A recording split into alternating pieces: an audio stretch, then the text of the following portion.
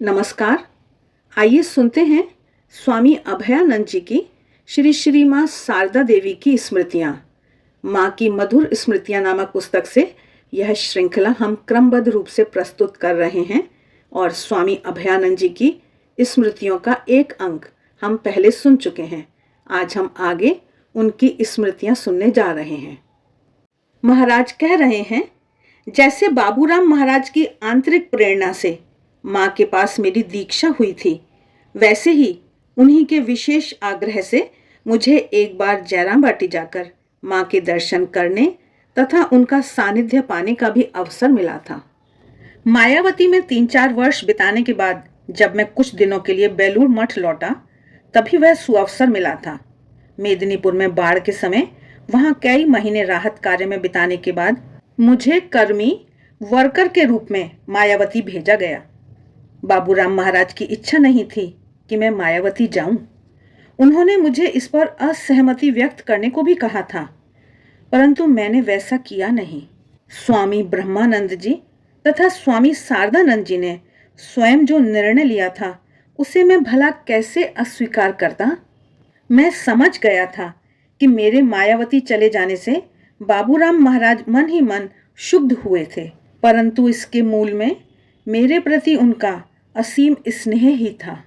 3-4 वर्ष मायावती में बिताने के बाद जब मैं कुछ दिनों के लिए बेलूर मठ आया, तो एक दिन सुबह बाबूराम महाराज ने मुझसे कहा, तू तो अब यहाँ से दूर चला गया है, यहाँ आकर क्या माँ के दर्शन हुए?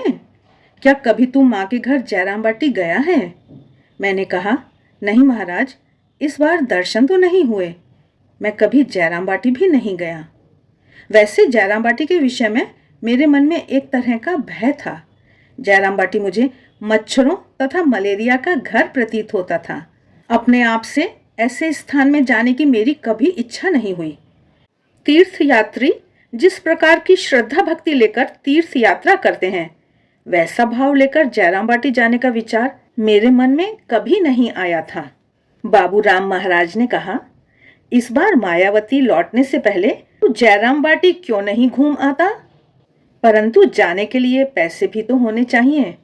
मायावती लौटने के लिए किराए भर को छोड़ मेरे पास 1 पैसा भी न था, तो फिर मायावती कैसे जाऊंगा?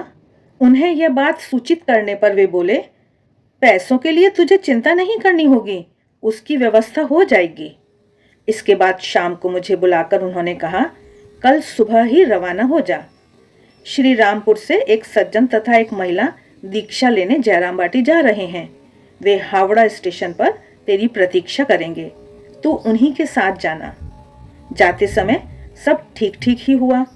वासंती पूजा की सप्तमी के दिन उन सज्जन तथा महिला की दीक्षा होने वाली थी और हम उसके एक दिन पहले पहुंच गए। टिकट आदि सारे खर्च उन्हीं लोगों ने वहन किए। उस बार जयराम बाटी में माँ के यहाँ 3-4 दिन रहा। वहां राम में तथा वरदा नाम के 2 युवकों को मैंने पहली बार देखा। इसके अतिरिक्त वहां एक और भी बलिष्ठ युवक था। खूब गठा हुआ शरीर तथा देखकर ही लगता था कि वह बेपरवाह है। वह सिलहट का था और उसका नाम ज्ञान था। उसके साथ मेरा परिचय था। देखते ही उसने मेरा स्वागत करते हुए कहा, आइए आइए, उधर चलिए माँ का दर्शन करने। जयराम बाटी के मकान में कहाँ क्या है, किस कमरे में कौन रहता है और क्या होता है आदि कुछ भी मुझे मालूम न था। मैं यह देखकर विस्मित हो रहा था कि ज्ञान मुझे रसोई घर की ओर ले जा रहा है। मैं प्राय चिल्लाकर ही बोल उठा, यह तुम क्या कर रहे हो? मुझे रसोई घर में क्यों ले जा रहे हो? माँ कहाँ है? यह बात ठीक है कि मैं माँ को प्रणाम करने आया हूँ, परंतु यदि वे रसोई घर में व्यस्त हों तो वहां का कार्य समाप्त होने तक मैं प्रतीक्षा कर सकता हूँ। परंतु यह सब कहने से क्या होता? ज्ञान को रोका नहीं जा सका। उसने मुझे रसोई घर में ले जाकर माँ के सामने हाजिर करके ही छोड़ा। मैंने वहीं पर माँ को प्रणाम किया। पूछा, माँ आप यहाँ क्या कर रही हैं? रोटियां सेक रही हैं। वे बोली, बेटा यहाँ के लोग रोटियां नहीं खाते। कोलकाता से जब मेरे बच्चे यहाँ आते हैं तो उनके लिए रोटियां बनाती हूँ। उस समय जयराम बाटी में अनेक मेहमान आए हुए थे। माँ उन्हीं के लिए रोटियां बना रही थीं। उन्होंने मुझसे कहा, जाओ बेटा, हाथ मुंह धो आओ, मैं थोड़ी देर बाद ही आ रही हूँ। अपने संगियों की दीक्षा से संबंधित पत्र मैंने माँ को दिया। निश्चित हुआ कि सप्तमी के दिन उनकी दीक्षा होगी। जैसा कि मैं पहले ही बता आया हूँ कि हम लोग वासंती पूजा के समय गए थे। मैंने माँ को कोलकाता के उद्बोधन भवन में जैसा देखा था, जयराम बाटी में ठीक वैसा नहीं, बल्कि एक अलग रूप में देखा। माँ यहाँ पर घरेलू वेश में थी, घूंघट नहीं था, सरलता एवं पवित्रता की प्रतिमूर्ति थी। गृहस्थी के समस्त कार्यों में वे व्यस्त रहती थीं। एक दिन भोर के समय मैंने देखा, उनके हाथ में एक पात्र था और वे बड़े कष्टपूर्वक चल रही थीं। संभवतः पाँव में वात के कारण उन्हें चलने में कष्ट हो रहा था। पात्र हाथ में लिए वे किसी पड़ोसी के घर जा रही थीं। मार्ग में भेंट होने पर मैंने पूछा, इतनी भोर में आप कहाँ जा रही हैं माँ?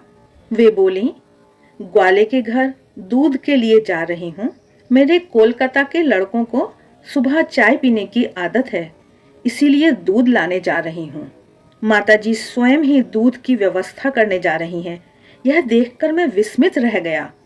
उद्बोधन के मकान में उनके लिए चलने फिरने की सुविधा न थी, इसीलिए वहां पर वे नववधु के समान आबद्ध होकर रहने को बाध्य होती थीं। परंतु जयराम बाटी में वे स्वाधीन थीं और सर्वदा कार्य में लगी रहती थीं, स्वयं ही सब करती थीं। जाते जाते उन्होंने ठहर कर कहा, उस कमरे के बरामदे में सब्जी काटते समय तुमसे मायावती की बातें सुनूंगी। उनके शयन कक्ष के ठीक बाहर सब्जियां काटी जाती थीं। उन्होंने फिर कहा, तुम वहीं आना, मैं मायावती की सारी बातें सुनूंगी। उनके निर्देशानुसार यथा समय मैं वहां उपस्थित हुआ। वे सब्जी काटती रहीं और मैं मायावती की बातें सुनाता रहा।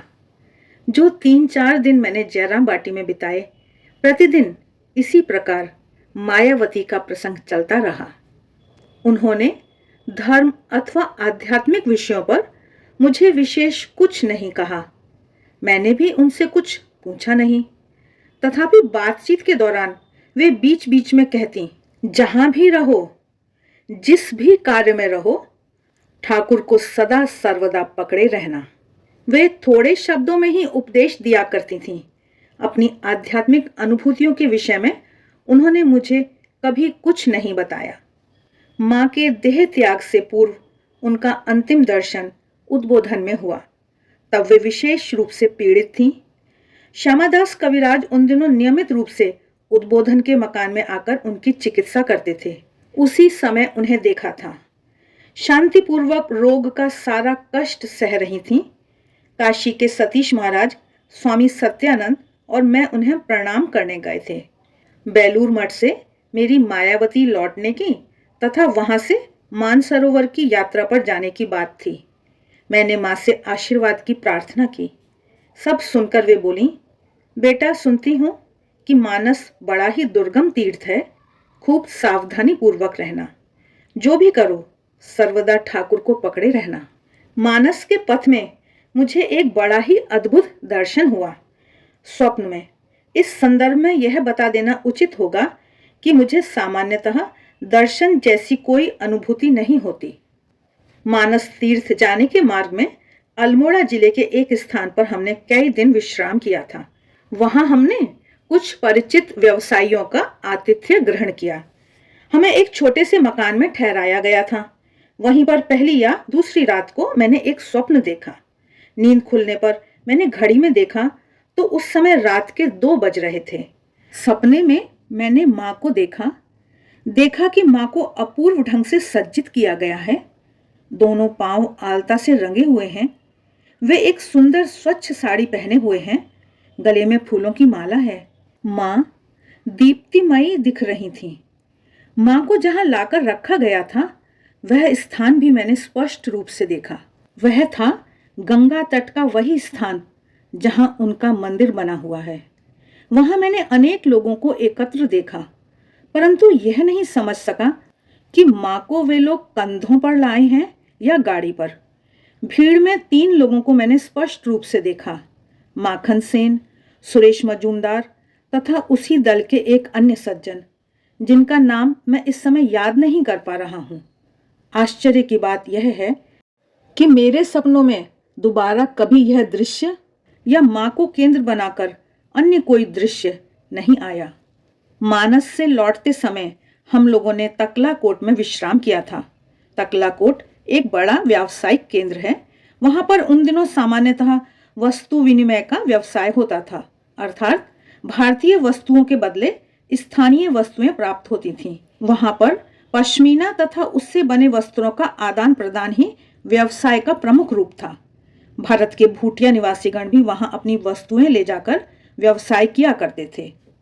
भारत सरकार की ओर से एक कमिश्नर जाकर वहां मुआयना कराते थे तथा कीमत आदि निश्चित कर देते थे। अपनी टोली के साथ वे एक विशाल तंबू में निवास करते थे।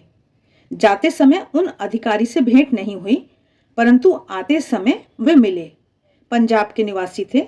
जहां उनसे भेंट हुई वहां से उनका तंबू थोड़ी दूरी पर था। उन सज्जन ने हमें अपने तंबू में ले जाने का विशेष आग्रह दिखाया। मुझे नमस्कार करके उन्होंने कहा, महाराज, आप लोगों के लिए ही प्रतीक्षा कर रहा था। उनके तंबू में जाकर हमें खूब आराम मिला। वहां मैंने देखा कि 2-1 समाचार पत्र भी पड़े हैं। पहले उन्होंने हमें वह सब पढ़ने को दिया। चाय पिलाने के बाद उन्होंने बताया कि रामकृष्ण संघ के लिए एक बुरा समाचार है। पंजाब से प्रकाशित एक समाचार पत्र उन्होंने हमें पढ़ने को दिया। उस अखबार में 2 बुरे समाचार थे। एक तो यह कि श्री श्री मां शारदा देवी ने देह त्याग कर दिया है। थोड़े विस्तार के साथ ही यह समाचार छपा था। दूसरा समाचार एक विख्यात जननायक के दिवंगत होने से संबंधित था। इस प्रसंग में यह बता देना चाहूंगा कि जिस दिन मैंने मां के देह त्याग का स्वप्न देखा, उसके अगले दिन ही सतीश को उसे डायरी में लिखकर रखने को कह दिया था। यह समाचार पत्र में इस संवाद के देखने के काफी पूर्व की बात है, परंतु फिर कभी मां ने मुझे स्वप्न में दर्शन नहीं दिए। उसी समय केवल एक बार ही मैंने उन्हें स्वप्न में देखा, परंतु वह दर्शन अत्यंत स्पष्ट था। बड़े स्पष्ट रूप से मैंने उनका मुख, उनके नेत्र तथा उन्हें घेरे हुए समस्त लोगों को देखा था। मुझे अब भी याद है अपने स्वप्न में देखा हुआ अनुपम सौंदर्य मंडित मां का वह मुखमंडल। बाद में मैंने मिलाकर देखा कि ठीक उसी दिन मां ने देह त्याग किया था। आज के लिए बस इतना ही। मिलते हैं फिर। तब तक देखते रहिए देवाक्षर। आप सभी का बहुत बहुत धन्यवाद।